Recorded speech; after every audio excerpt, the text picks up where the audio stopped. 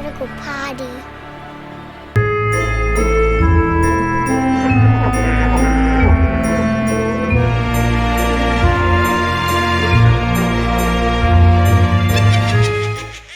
Hello and welcome back to the Darkling Chronicles. I am back from holiday. I went to Greece. I have a nice tan, which I am loving, by the way. And I feel really refreshed and ready to tell you some ghost stories. Now, I've been going back through my archives. So the podcasts that I do on Spotify, on Apple and on YouTube are stories that have been shared with me on TikTok over the last 6 months. And although they are on my TikTok page, I think it's important that they are in here as well so that everyone can find them because they're brilliant. If you're like me, you scour all of these different apps to try and find some really good ghost stories to listen to. And I believe that my lovely following on TikTok have sent me some cracking ghost stories. So I'm going to share them with you. If you haven't already, please follow me on whatever platform you're listening to this on because it really helps and supports the channel. So thank you so much for listening. Our first story is going to be from Claire. Now, Claire wanted to remain anonymous in terms of being tagged on my TikTok page, but she's let me use her first name. And her story is called A Message from Nan. Now, Claire starts by saying, a peculiar incident happened just a few days after my Nan passed away. I was 11 years old and Nan had suffered from angina for many years. Not long after her passing, something unexplainable occurred. Mum and I were sitting in the living room when suddenly there she was. Nan, sitting in her usual chair, looking just as she always did. Mum sat by the fire in her favourite chair and I was on the rug on the floor.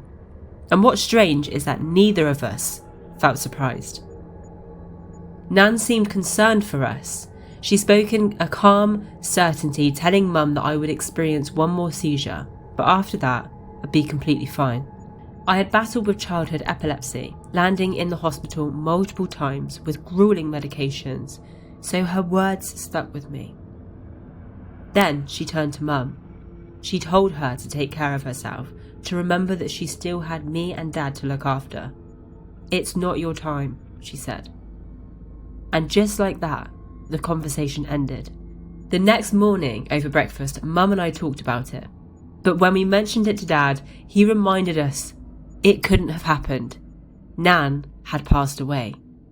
But Mum and I were certain we had both been there. The weeks that followed were difficult. Mum fell into a deep depression, her weight dropping dangerously low, and she was hospitalised. A few months later, I had one final seizure. Just like Nan had said, my medication was adjusted and I never had another seizure again. Eventually, Mum recovered, gaining weight and returning to health. To this day, we don't know if it was a shared dream or if we had actually gone downstairs. But neither of us could remember getting up or going back to bed. But deep down, I believe it. Nan came back to help us. What a story, Claire. It's absolutely fantastic. First of all, I'm so sorry that you went through that at such a young age. And I'm just so happy that you never had another seizure again after that. That's incredible. And as if the first part wasn't incredible enough that your Nan was there and you and your mum were experiencing this together, she actually gave you such specific information that came true. It feels very undeniable to me. Let me know what you guys think in the comments because I'd love to know what you think about this. Was it a shared hallucination? But then if it was, how was it so factually correct in real life as well, when she did have one last final seizure? And also she's telling her mum that she needs to look after herself and basically that she's got Claire and her dad to live for. And it sounds like she also had one more thing to overcome, to get past. So amazing message from Nan. Incredible that she was able to put you and your mum both in a setting where you both felt comfortable. There was no fear. That's such a lovely way to deliver a message. You know, especially when you hear how other people got messages. And although spirit might not want to scare us sometimes they do. So this setting, even if it was like a joint dream, it was still real in the sense that she got the message through she needed to deliver to both of you in a beautiful way. What a story. Thank you so much, Claire. Really appreciate you sending that to me. Now, if you're someone who loves a cursed object or anything in these realms of ghost stories, you're going to love this next story. Because this one is from Laura, and it really freaked me out that this can even happen. And it's called The Cursed Ornament. Now, Laura starts by saying, when I was 16, I had an experience that I will never forget. My mum was a medium, and one day we visited a woman's house because my mum was asked to perform a cleansing. The woman had been experiencing unexplainable disturbances, footsteps, scratching sounds, and even growling coming from nowhere.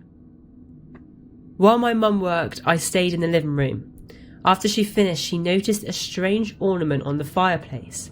It was a twisted sculpture of intertwined animals, and it had an unsettling presence. My mum asked, "Where did you get this?" The woman replied, "A friend sent it to me as a gift." Then my mum asked a chilling question. Did all of the strange things start happening after you got this? The woman's face went pale. Actually, yes. Mum's expression grew serious. It's evil and it has to be destroyed. She placed the ornament in a bag and asked me to hold it while she gathered her things. But as soon as I touched it, I felt wrong. "Mum, I don't feel right." Mum looked down at my hand. I followed her gaze and froze. My hand was black, pitch black, all the way down to my wrist. I was terrified, but I kept holding on. My mum snatched the bag from me and shouted for us to leave. We ran outside, and the moment I let go of the bag, my hand was back to normal. My mum destroyed the ornament, and the woman never had another problem in that house again. Now listen, this story is absolutely insane, and Laura is a real person. She's messaged me, I've spoken to her. I believe this story is true. But how on earth does your hand go black from a cursed object? It's incredible. And there was more than one witness there. That is just, the holy grail of all weird experience encounters. Like, it's the best thing that can happen because it just has so much more credibility. However, we need to talk about this friend who sent her the gift, because I'm really hoping she went to a charity shop, found this gift and thought, oh, so-and-so will like that. I'll send it to her for her birthday or whatever. Instead of sending her an actual cursed gift. Let's just hope and pray that this person isn't that evil. But how she ended up with this in her house, and it just brought this negative energy with her, just goes to show, doesn't it, that you have to be really careful what you're picking up in charity shops. You have to be really careful what you're given, because you just think you're getting this nice thing. And it's all nice until you got someone growling in your house at 3 o'clock in the morning. Terrible situation. But thank you so much, Laura, for sending this. Incredible story. What do we think about this? Let me know in the comments, because has anyone else ever experienced a cursed object that has managed to affect the human body so much? Pop it in the comments. Let's have a chat about that, because it's interesting, isn't it? Now, this next ghost story comes from Chris. Chris actually loves the paranormal himself. He's on TikTok and Instagram as the Paranormal Viking. Now, Chris shares stuff on there that just, honestly, it scares the life out of me. It's really like, some of it's a bit jump scary, but it's all real, supposedly real footage of creepy things, demons, ghosts, spirits, all that kind of stuff. UFOs. If you like that, go give him a follow, because he's a great guy. You'll love his page. But his story, it made me a bit sad actually, but it's really interesting and I think you're going to love it. So Chris says, I lost my dad in 2013 to motor neuron disease. In the last 6 months of his life, his condition worsened and he had to move downstairs due to his limited mobility and medical needs. A charity supplied us with an oxygen machine, a feed machine and a medical airbed that constantly pumped air for his comfort. Every night, as his full-time carer, I followed the same routine without fail. Flushing his PEG, connecting a fresh feed bottle, settling him into bed, and turning on the oxygen.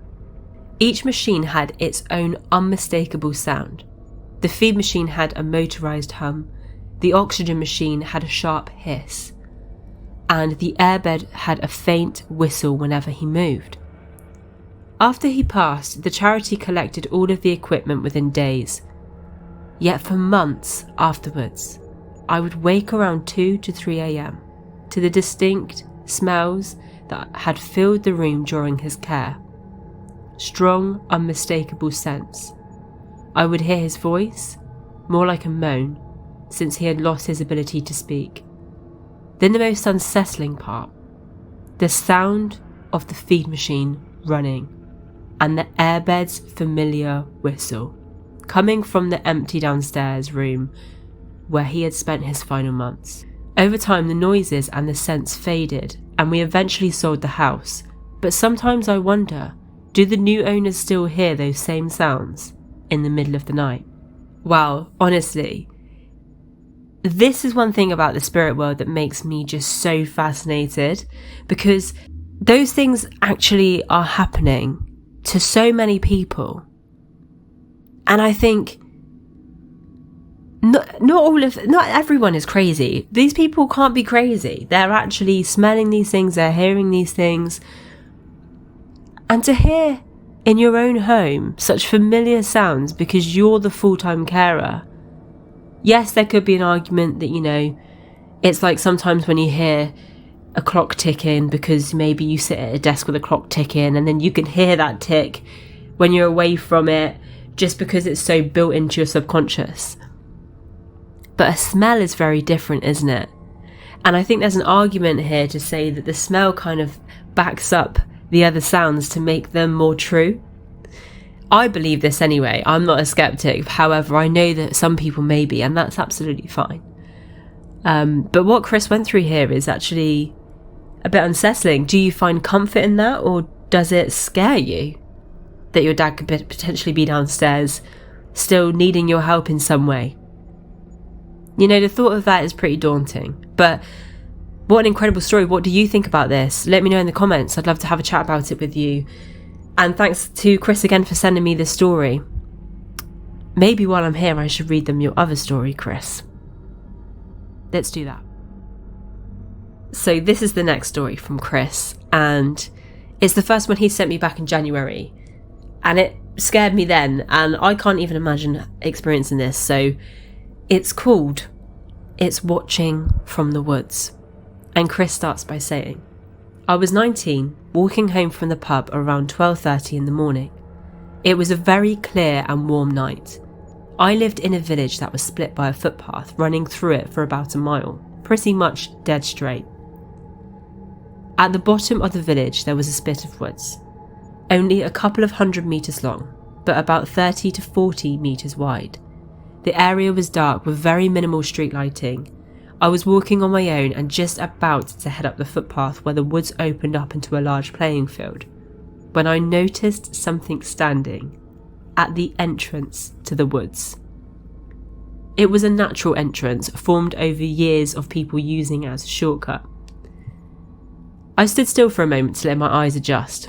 As they did, I could clearly see a very transparent, misty figure standing there at the entrance, watching me. It definitely wasn't a living person, but the shape of an undeniable, faint human outline. With the head, shoulders, arms, and the rest of the body, it was all visible. I stood there in shock, slowly realising what I was seeing. After a minute or two, I decided to walk towards the entrance. As I did, the figure faded into the woods until I couldn't see it anymore. At that point it hit me. I was alone. In the dead of the night, I decided not to go in. Instead, I carried on walking up the hill, glancing back at the entrance every 10 seconds or so. When I got to the brow of the hill, I turned around for another look and saw the misty figure again. This time it was out on the grass about 10 to 15 metres away from the entrance of the woods. It was clearly watching me. Needless to say, I started running and made it home in record time. I've never really shared that experience before, but it's what sparked my passion to learn more about the paranormal.